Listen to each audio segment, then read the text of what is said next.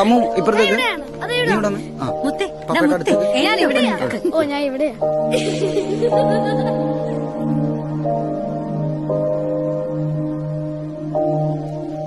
Jerry വാടാ.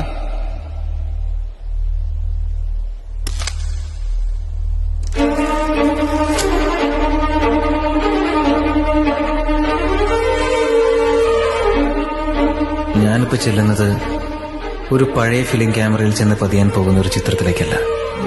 കഴിഞ്ഞ ഒരുപാട് നാളുകളായി ഞാൻ കാണുന്ന എന്റെ സ്വപ്നത്തിലേക്കാണ്.